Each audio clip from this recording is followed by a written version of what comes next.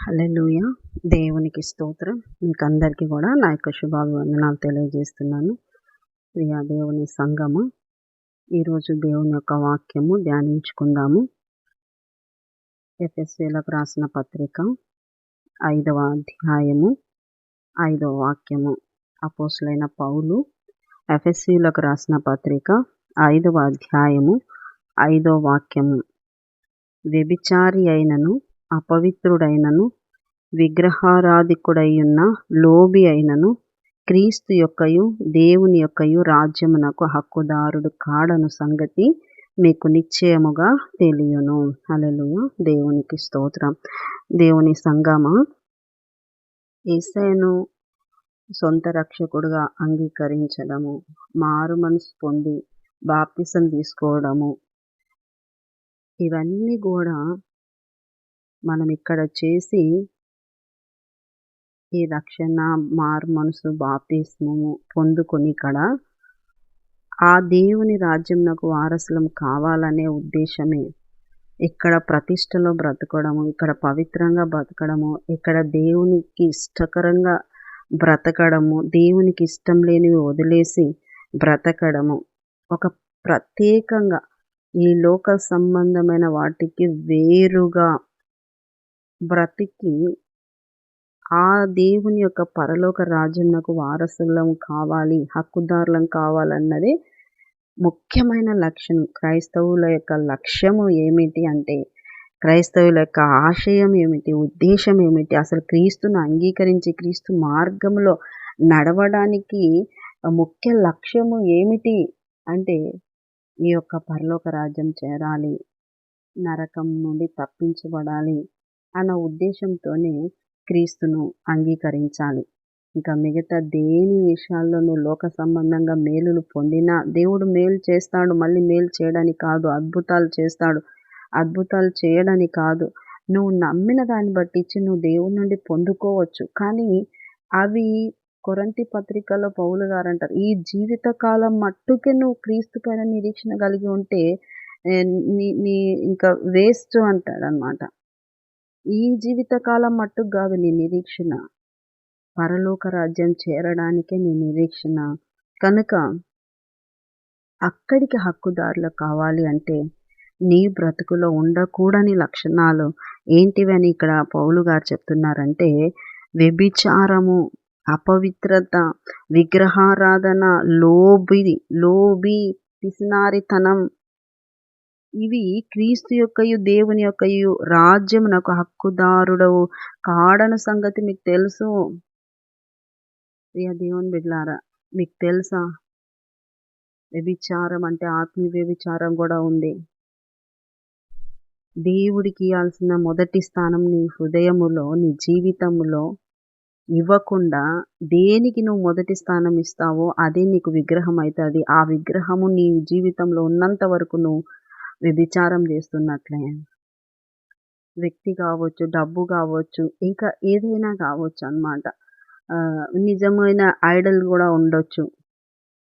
ఇంకా రకరకాలైన హ్యాబిట్స్ కూడా ఒక విగ్రహారాధనలాగా ఉంచుకుంటూ ఉంటారు. విగ్రహం అంటేనే మనం అనుకునేది అన్యుల విగ్రహాలు. క్రైస్తవుల విగ్రహాలు కూడా ఉన్నాయి. సిలువను విగ్రహంగా చేసుకుంటారు, పటాలను పెట్టుకుంటారు, పటాలను పెట్టుకొని దండలేస్తూ ఉంటారు. నువ్వు బ్రతికున్నావు, నీకు నువ్వు దండ వేసుకోగలుగుతావా? నీ పటానికి నువ్వు బ్రతికున్నావు, లేదంటే నీ ఇంట్లో వాళ్ళు బ్రతికి ఉన్నారు, వాళ్ళ పటానికి నువ్వు దండ వేస్తావా? ఎంత మాత్రము వేయము. ఎందుకంటే చచ్చిన వాళ్ళకే దండలు, ఊదిబత్తీలు, ఇక క్యాండిల్స్ అంటిస్తాం. యేసయ్య పునరుద్ధానుడైనాడు. నిన్ననే పండగ ఆదివారం చేసుకున్నాం. పునరుద్ధానుడైనాడు, సమాధిని గెలిచి లేచినాడని పాట ఒకటి పాడతారు, కానీ అంతా దండలేసే పెట్టింటారు. ఊదికడ్డీలు, ఈ యొక్క క్యాండిల్స్ అంటించేస్తారు. ఆయన పునరుద్ధానుడు. ఇవన్నీ కూడా విగ్రహంగా కావా? ఈ విగ్రహాలు అనేటువంటివి కూడా ఉండకూడదు. వాక్యము నీకు ఆధారమై ఉండాలి. వాక్యమును నీ ఇంటిలో ఉంచుకోవాలి. దేవుని సంగమ, కనుక విగ్రహారాధన కూడా వ్యభిచారం కిందికే లెక్క వస్తుంది. అపవిత్రత, పరిశుద్ధమైన బ్రతుకును కోరుకాలనే గాని అపవిత్రమైన బ్రతుకులో నువ్వు ఉండకూడదు.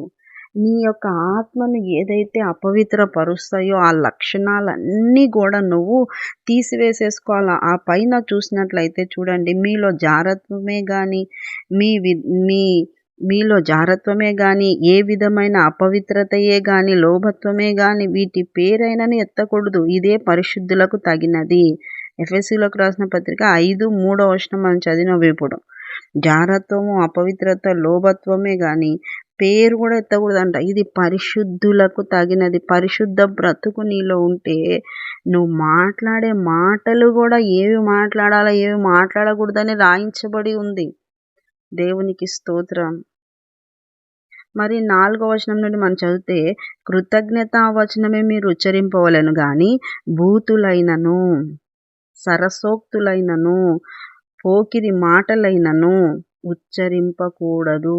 చూసినారా? బూతులు, పోకిరి మాటలు, సరసోక్తులు, జోక్స్ ఇవన్నీ నీ నోటికి రాకూడదు. పవిత్రంగా నీ నోటి ద్వారా మాటలు రావాలి. అసభ్యకరమైనవి రాకూడదు అని దేవుడు చెప్తా ఉన్నాడు. అట్లా నువ్వు మాటలో కూడా నువ్వు చాలా రిస్ట్రిక్షన్‌లో ఉండాలా. చాలా హద్దు పెట్టుకొని ఉండాలా. చాలా సరిహద్దు గీసుకొని ఉండాలా. ఏమంత సరిహద్దు గీసుకోవాలా, ఏమంత హద్దులు పెట్టుకోవాలా. ఒక్కటే జీవితము, ఎంజాయ్ చేయని ఇది లైఫ్‌లో అది ఇది అట్లా తినాలి, ఇట్లా తినాలి, అవి మాట్లాడి అక్కడ నవ్వు ఇక్కడ ఏదేదో రకరకాలుగా వెళ్తా ఉంటది కొంతమంది జీవితం. కానీ దేవుని పిల్లలు, క్రైస్తవుల యొక్క జీవితము ఏమై ఉండాలి అంటే పరలోక రాజ్యంకు చేరాలి అనే గోల్ పెట్టుకొని ఉండాలి. ఆ గోల్‌లో కూడా ఇవన్నీ కూడా వర్తిస్తాయి గనుక వీటన్నింటిలో చాలా హద్దు కలిగి, చాలా బౌండరీస్ గీసుకొని ఉండాలి. ఏదో నీ పాస్టర్లు చూసినప్పుడు, లేదా నువ్వు సంఘానికి వచ్చినప్పుడు, లేదా నువ్వు విశ్వాసులు ఎదురుగానే ఇవన్నీ కలిగి ఉండి మళ్ళా మీ ఇండ్లకెళ్ళినప్పుడు, మీ జాబ్ దగ్గర, మీ బిజినెస్‌ల దగ్గర, మీ బంధువుల దగ్గర, మీరు ఎక్కడైనా ఫంక్షన్స్ దగ్గర నార్మల్‌గా రొటీన్‌గా నీ లైఫ్ కొనసాగితే నువ్వు వేషధారివి. అక్కడ కూడా దేవుడు చూస్తా ఉంటాడు నిన్ని. మందిరం దగ్గర, విశ్వాసుల దగ్గర ఉంటేనే దేవుడు చూస్తాడని నువ్వు ఎందుకు అనుకుంటావు? ఆయన ఆకాశమందున్నాడు. ఆయన నీ హృదయ అంతరంగాన్ని ఎరిగిన దేవుడు గనుక అపవిత్రత నీకు ఉండకూడదు. దాన్ని నువ్వు బౌండరీస్ గీసుకొని జయించాలి. అపవిత్రమైన మాటలు, అపవిత్రమైనటువంటి పనులు, అపవిత్రమైనటువంటి జీవితము చూపులో కూడా ఉండకుండా నిన్ను నీవు కాపాడుకోవాలి. మొదటిది వ్యభిచారము చేయకూడదు. అది ఫిజికల్‌గా శరీరంతో చేయకూడదు. ఆత్మలో కూడా ఏ విగ్రహంగా నీ జీవితంలో విగ్రహము ఉండకూడదు. వ్యభిచారం. రెండవది అపవిత్రత. అది మాటలో కావచ్చు, చూపులో కావచ్చు, ప్రవర్తనలో కావచ్చు, ప్రతి మాట, ప్రతి విషయాల్లో కూడా పరిశుద్ధులు ఉండాల్సినటువంటి ప్రవర్తనను నువ్వు కలిగి ఉండాలి. మూడవదిగా విగ్రహారాధన ఆజ్ఞలలో మరి దేవుడు అంటాడు, మొదటి ఆజ్ఞ, నేనే దేవుడనై ఉన్నాను, వేరొక దేవుడు నీకు ఉండకూడదు. పైన ఆకాశం అందే గాని, కింద భూమి అందే గాని, భూమి కింద నీళ్ళ యందే గాని ఏ దాన్ని కూడా నువ్వు విగ్రహం చేసుకొనకూడదు. ఆకాశమందు అంటే ఆ యొక్క చంద్రుడు, సూర్యుడు, నక్షత్రాలు, గ్రహాలు వీటిని కూడా పూజించే వాళ్ళు ఉండారు. ఆకాశమందే, నీళ్ళ యందే గాని, నీళ్ళ కింద భూమి కింద నీళ్ళ యందే గాను అంటే చాపను కూడా విగ్రహంగా చేసుకోవడం, జంతువులను విగ్రహంగా చేసుకోవటం, రకరకాలుగా నీళ్లను విగ్రహంగా పూజించటం. ఈ ఈజిప్టులో ఐగుప్తీయులు నైలు నదిని దేవతగా ఆరాధించేవాళ్ళు. విగ్రహారాధన నీ జీవితంలో ఉండకూడదు. అది ప్రకృతే గాని, అది ఈ యొక్క సృష్టే గాని ఏది కూడా విగ్రహంగా ఉండకూడదు. ఈ యొక్క సృష్టిని కలగజేసిన సృష్టికర్తనే నీకు దేవుడై ఉండాలి. విగ్రహారాధన నీ జీవితంలో కూడా మొదటి స్థానం ఎవరికి ఇస్తావు? వాళ్ళు విగ్రహం అవుతారు. నీ పిల్లలకు కానీ, నీ భార్య, నీ భర్త, నీ బంధువులు, డబ్బు ఏది కూడా ఉండకూడదు. మొదటి స్థానము, మొదటి ప్లేస్ దేవునికై ఉండాలి నీ హృదయంలో. తర్వాత లోబి అయినను పిసినారితనం అనేది కూడా ఉండకూడదు. చాలామంది చాలా పిసినారిగా ఉంటారు. చాలా అంటే వాళ్ళ జీవితంలో పిసినారులుగా అంటే ఉంటుంది, పెట్టే మనసు ఉండదు. ఒకరు వాళ్ళు తినరు, వేరే వాళ్ళకి పెట్టరు. అట్లా పిసినారితనం ఇవి మీకు బాగా తెలుసు. పిసినారితనంగా ఉండే వాళ్ళు ఎలా ఉంటారు, జిడ్డు కలిగి ఉంటారు. అంతగా దేవుని పిల్లలు పిసినారులుగా ఉండకూడదు, ధారాళత్వంగా ఉండాలి. వెదజల్లి సమృద్ధిగా పంట కోసిన వాళ్ళు ఉన్నారు అని దేవుని వాక్యం సెలవిస్తుంది. నువ్వు అవసరత కలిగిన వాళ్ళకు, అక్కర కలిగిన వాళ్ళకు చేయి చాపే మనసు నీకు ఉండాలి. తర్వాత ఈ పిసినారితనం నిన్ను ఎక్కడికి తీసుకుపోతుంది అంటే నరకానికి తీసుకుపోతుంది. కనుక ఎవరైనా పిసినారులుగా ఉన్నారా, ఎవరైనా పిసినారితనం చూపిస్తున్నారా, అలాంటి పిసినారితనాలు ఉంటే మానుకొని ధారాళత్వము, దిక్కులేని వాళ్ళకి, విధవరాండ్లకి, తల్లిదండ్రి లేని వాళ్ళకి, సహాయం పొందాల్సిన వాళ్ళకి నీ ఎదురుగా ఎవరైనా ఉంటే వాళ్ళకు ఖచ్చితంగా నువ్వు సహాయం చెయ్యి. ఎందుకంటే ధనవంతుని ఎదురుగానే లాజర్ను పెట్టినాడు. అసలు ధనవంతుని నరకానికి పోవడానికి కూడా కారణం మెయిన్ ఏంటంటే ఎదురుగా ఉన్న లాజర్ను పట్టించుకోలేదు. ఎదురుగా ఉన్న లాజర్కి భోజనం పెట్టలేదు, ఎదురుగా ఉన్న లాజర్కి వస్త్రాలు కొనియలేదు, ఎదురుగా ఉన్న లాజర్ విషయంలో ఆ యొక్క అనారోగ్యంగా ఉంటే కూడా పరామర్శించి అతనికి కావాల్సినది ఏదైనా చూపించే బాధ్యత తీసుకోలేదు. అందుకే నరకానికి పోయినాడు. తను జల్సాలు చేస్తున్నాడు, తను ఇష్టం వచ్చినట్టు, తనకు నచ్చినట్టుగా జీవితాన్ని నడిపించుకుంటున్నాడు. తిండి విషయంలో అయితేనేమి, వస్త్రాల విషయంలో అయితేనేమి సుఖం అనుభవిస్తున్నాడు. ఎదురుగా ఉన్నటువంటి కష్టంలో ఉన్నటువంటి, దుఃఖంలో ఉన్నటువంటి, దరిద్రంలో ఉన్నటువంటి ఆ లాజర్ను కూడా కనికరం చూపలేదండి. అటువంటి విధంగా ధనవంతుడు ఉన్నందుకే ఆ నరకానికి పోయినాడు. ఒక పాయింట్గా మనం చూసుకుంటే. హల్లెలూయా. ప్రియ దేవుని బిడ్డలారా, జాగ్రత్త. ఎవరైనా సహాయము పొందే పరిస్థితిలో మీ సహాయం వాళ్ళకు అవసరము అంటే ఖచ్చితంగా చేయి జాసే మనసు నువ్వు కలిగి ఉండు. పిసినారులుగా ఉండొద్దు. పిసినారితనాన్ని వదిలిపెట్టండి. పెట్టాలి ధారాళంగా. ఎవరికైనా ఏదో ఒకటి పెట్టాలి. పెట్టే మనసు నీకు కొంచెం ఉంచుకొని వాళ్ళకి పెట్టాలి. ఒక్కోసారి నీకు ఉండకపోయినా ఇతరులకు చేజాపినప్పుడు దేవుడు నీకు సహాయం చేస్తాడు. పిసినారితనం చూపించే వాళ్ళు పిసినారితనాన్ని విడిచిపెట్టి దేవునికి ఇష్టమైన లక్షణాలు కలిగి బ్రతకాలి. అప్పుడే హక్కుదారులైతారు. పరలోక రాజ్యంలో హక్కుదారులు నువ్వు కావాలి. హక్కుదారుడవు కావాలి అంటే నీకు ఉండాల్సిన లక్షణాలు ఇవి. వ్యభిచారత్వం ఉండకూడదు, వ్యభిచారం ఉండకూడదు, అపవిత్రమైనటువంటి బ్రతుకు ఉండకూడదు, విగ్రహారాధన నీలో ఉండకూడదు, నీ జీవితంలో ఉండకూడదు. పిసినారి, లోభత్వం కూడా ఉండకూడదు. కనుక జాగ్రత్త.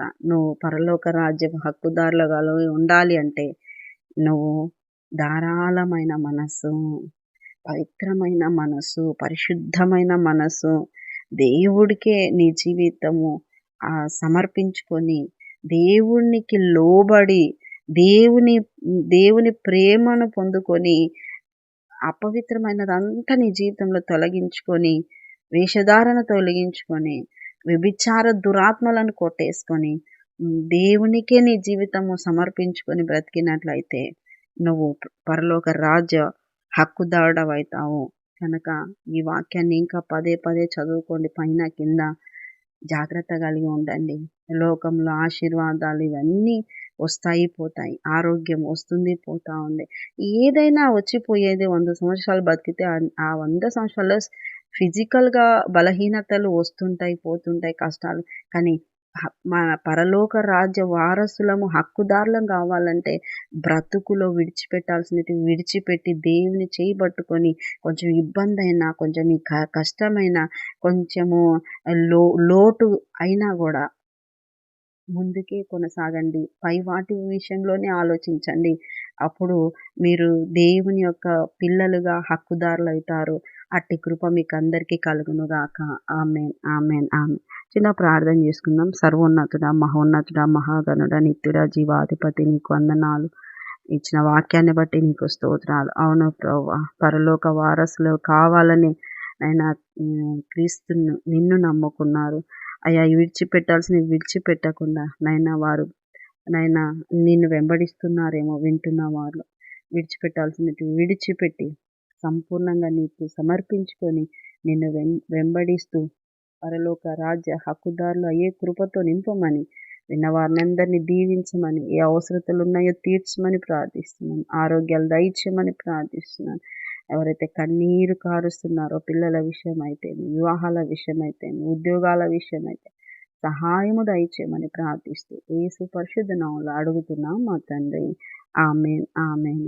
యేసు రక్తమే జయం, సిలువ రక్తమే జయం. ప్రభు యేసు నామానికి సంపూర్ణ విజయం కలుగును గాక. Amen, amen, amen. Good morning. Praise lord. దేవుడు మిమ్మల్ని దీవించును గాక. ఆమేన్.